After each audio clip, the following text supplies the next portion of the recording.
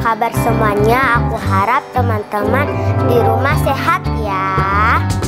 Hari ini aku dan kakak-kakak yang lain mengajak teman-teman untuk beribadah. Kita menyanyikan satu pujian yuk. God is so good.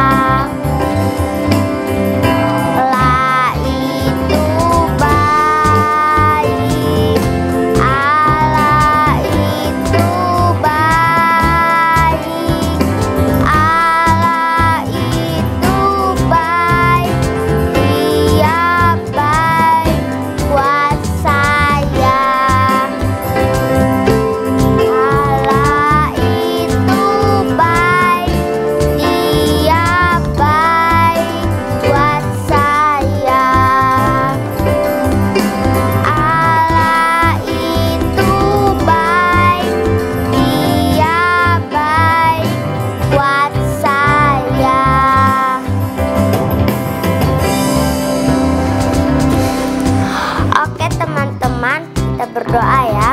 Tuhan Yesus, pimpinlah ibadah kami dari awal sampai selesai Tuhan. Haleluya, amin. Oke, sebelum kita mendengarkan firman Tuhan, kita menyanyikan satu lagu lagi ya. Yesus itulah satu-satunya.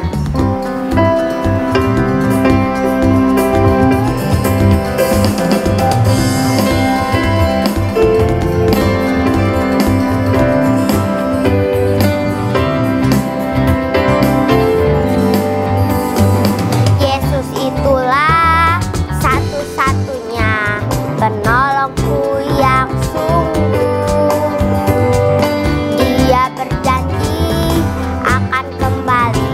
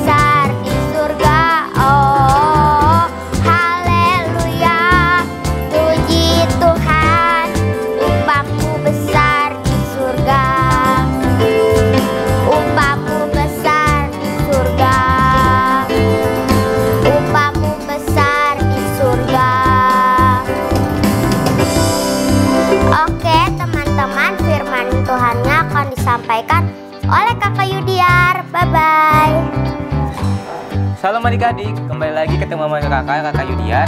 Pada hari ini kakak akan mengajak adik-adik untuk kita mendengarkan cerita atau firman Tuhan yang berjudul tentang domba yang hilang. Namun sebelum kita memulai cerita ini, mari ada baiknya kita bersatu dalam doa. Lipat tangannya, tutup matanya adik-adik. Terima kasih Tuhan, Engkau telah berkumpulkan kami Tuhan dengan adik-adik ini. Biar Tuhan, setiap adik-adik ini mendengarkan cerita atau firman Tuhan dari hamba, mereka dapat mengerti dan dapat melakukannya di kehidupan sehari-harinya. Terima kasih Tuhan, berikanlah mereka kekuatan, kesehatan bagi keluarganya maupun untuk mereka. Terima kasih Yesus, terima kasih Tuhan, dan mereka dapat mengerti apa yang hamba maksud. Terima kasih Tuhan. Hanya di dalam nama Tuhan Yesus Kristus kami telah berdoa dan siap syukur. Haleluya, amin. Oke adik-adik, hari ini kakak akan bahas tentang domba yang hilang. Pada suatu hari di pegunungan ada seorang gembala adik-adik, dan gembala itu mempunyai binatang ternak, yaitu domba. Jadi gembala ini mempunyai binatang, yaitu domba hewannya adik-adik. Dan binatang ini, domba ini berjumlah 100 ekor. 100 ekor domba. Dan seketika, setiap hari gembalanya ini membawa dombanya berjalan mencari rumput makanannya. Dan ketika malam hari akan tiba, gembala memasukkan semua domba ke kandang. Jadi semua domba ini dimasukin ke kandang agar tidak terjadi yang tidak diinginkan oleh domba-dombanya ini adik-adik. Tetapi gembala menghitung dombanya lagi, hanya ada 99 domba. Dan jadi kan tadi total 100 domba nih adik-adik, tiba-tiba hilang sisa 99. Jadi kayak misalnya nih, adik-adik punya permen ada 10, terus satunya lagi adik-adik makan, jadi tinggal 9 dong.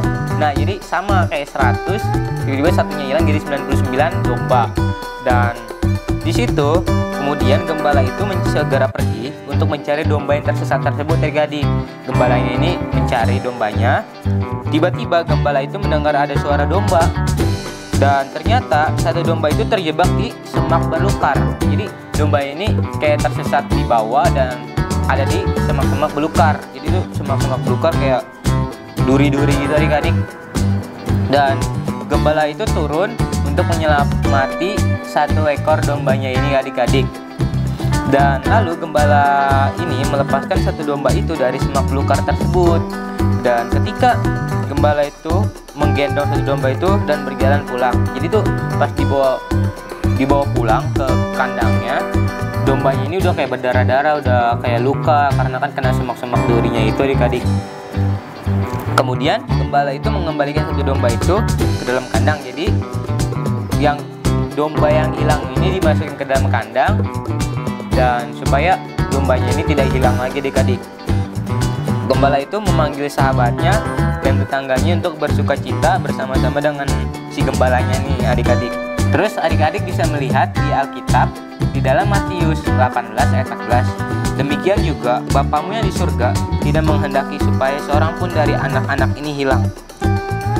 Jadi dari maksud firman atau cerita ini adik-adik bercerita tentang kayak Tuhan tidak akan pernah diam ketika adik-adik ini kayak misalnya hilang, kayak adik-adik nggak pernah lagi datang untuk beribadah, berdoa sama Tuhan. Jadi Tuhan tuh tetap menunggu adik-adik untuk adik-adik dapat datang kepadanya untuk berdoa dan beribadah kepadanya adik-adik.